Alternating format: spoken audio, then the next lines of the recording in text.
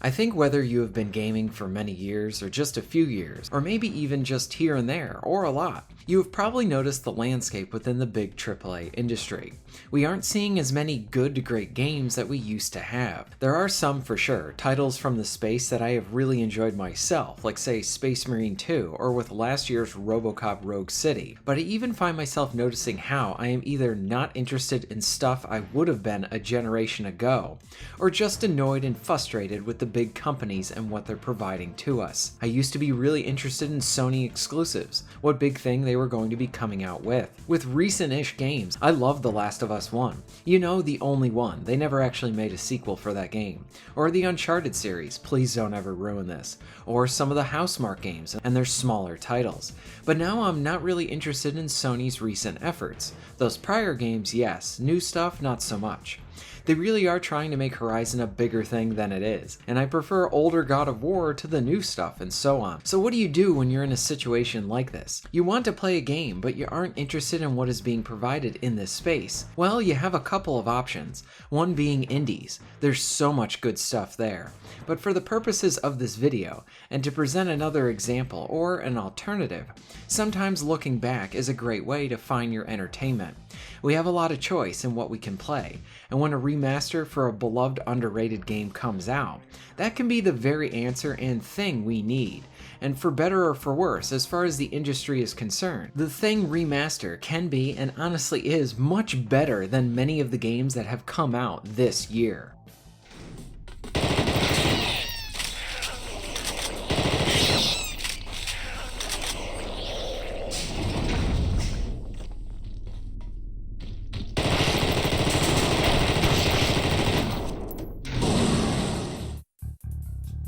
There are many elements that stand out as great or awesome when looking at this title, but something I want to just touch on here and praise is that squad system. How you need to keep an eye on how they trust you, their equipment, their survival, including if they are infected. The idea that an ally can turn on you throughout this game, and that it can potentially happen at any time. And along with it relating to the film, what is cool is that the infected doesn't really know that they are infected, as long as I can remember that correctly. So this horror aspect adds a specific layer of tension to the entire experience. It's a unique element of horror, when you feel like you have strength in numbers, but really you might have a wolf in sheep's clothing. This is really cool and an innovative concept. While I don't think that this game really uses it to its fullest potential, I like how it is used, and something that I might even touch on in a future video, and how this could be furthered in cool ways. But here, with how all of this is done, that's kind of a risky thing to try and do something like this for a game so many years ago. This is an element of taking a risk that I think modern games, stories, and even mechanics could benefit from today. The Thing game still remembers it's pulling from a beloved film, and it shows respect where a modern-day legacy sequel would very much likely ruin or erase what happened before, not really paying respect, but rather using it as a vehicle to tell their own stories to an established audience they did not even help to build up. But those fans are now held captive because all those fans actually want is more good stuff from the series they loved. So in those situations, yes, I guess you could say that those companies and developers are taking risks, but not the smart ones. They are acting selfishly, and I think that is why we see so many bad legacy sequels, games, and stories. In short, be more like The Thing. The Thing Remastered stands as a great example for a few things, one being that it's an easy one to pull up for we had it better back then. This title is just fun, it's focused on entertaining the player, paying tribute and respecting the source material. There isn't modern day nonsense in this game, we aren't discussing gender issues, there isn't a big bad monster or a human character in the game that's being a self-insert for Trump so that the developers can then have their vent session there. We aren't subjected to dinner conversations observing a fully grown person acting like the worst child because their fantasy will not be accepted by their mother. Here with The Thing, we have a bunch of dudes all being tested, trying to survive and pulling together, if needed, to live another minute. Here we have a game that also respects the legacy of the film it's based off of. Legacy IPs are treated very poorly today, used as a means to cash in one more time on a built-in audience, rather than trying to bring something of quality to them.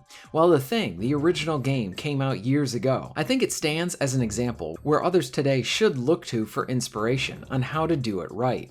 Yes, it has fan service. It's a sequel game based on a film. We need some stuff like winks, nods, cameos, and all that good fan service.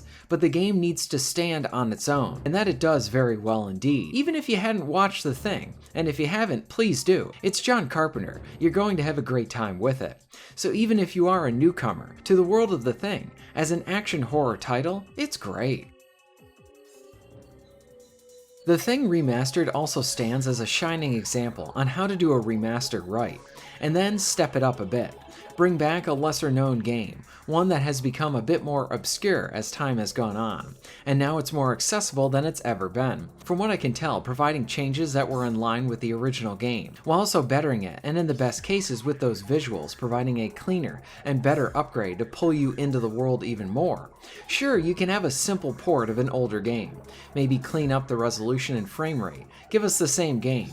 In those cases, many of us would probably just be happy. Just don't ruin or make the game worse, and sadly there have been those remaster situations too.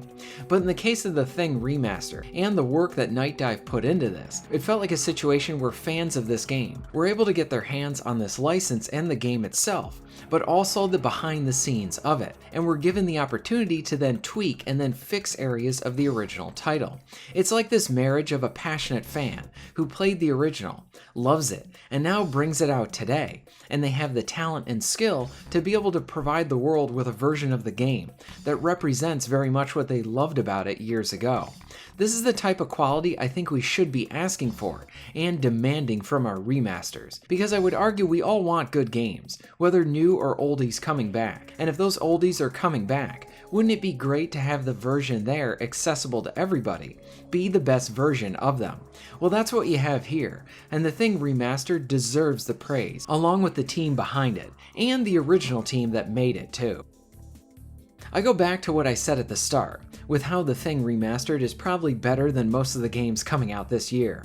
You have a game that brings that direct engagement and fun, along with a pacing that is approaching pitch perfect. The more I play the game, I can already feel that pull to replay this title, and it's even happened. I played the first few chapters when I sat down to play it in my first session, and then in another session I just restarted the game, because I wanted to experience everything I just saw and appreciate it even more. Yes, you are flooded with tutorials at the start.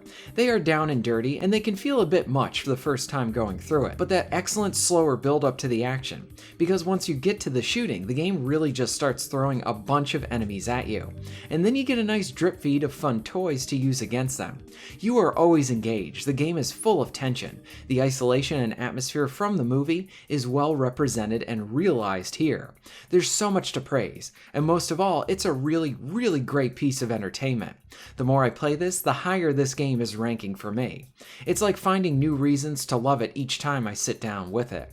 And yes, it is easily one of the best games this year. What are your thoughts on the games that have come out this year? What are some of your favorites? Have you played The Thing?